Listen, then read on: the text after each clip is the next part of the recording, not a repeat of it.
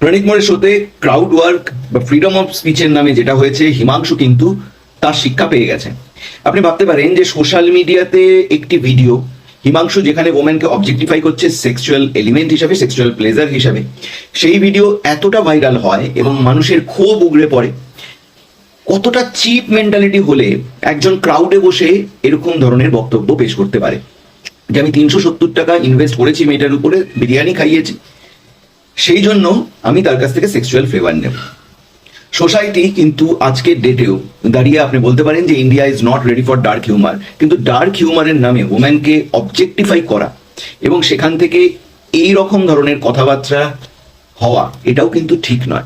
কোনো না কোনোখানে আমার মনে হয় আজকের ডেটে যারা কমেডিয়ানরা আছে তাদেরকেও রেসপন্সিবল হতে হবে। কারণ যদি আমরা ভিডিওটি দেখি, প্রণীত বারবারই কিন্তু সেই জায়গাটাকে আরো উৎসাহ প্রদান করছিল এবং ছেলেটি বলে যাচ্ছিল, মানে এমন কিছু শব্দ প্রয়োগ করেছে।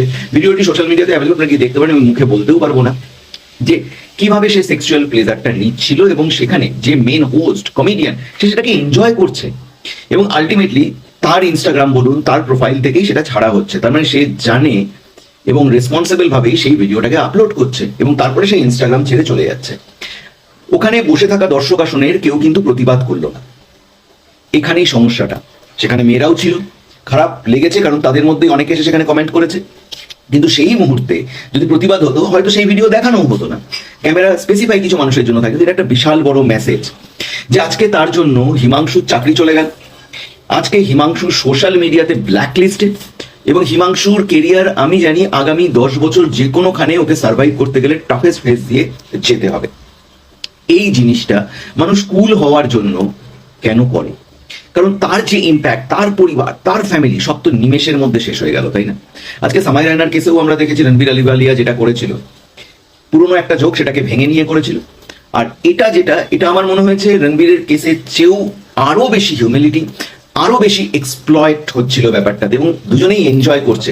তো প্রণীত মোরে কিন্তু ইকুইভ্যালেন্টলি এখানটাতে রেসপন্সিবল ভিডিওটি আপলোড করা, জিনিসটাকে প্রোৎসাহন দেওয়ার জন্য। কিন্তু সোশ্যাল মিডিয়াতে আপনি যা বলবেন, যা করবেন একটু ভেবে চিনতে। দিস আ হাই কিন্তু অ্যালার্ম।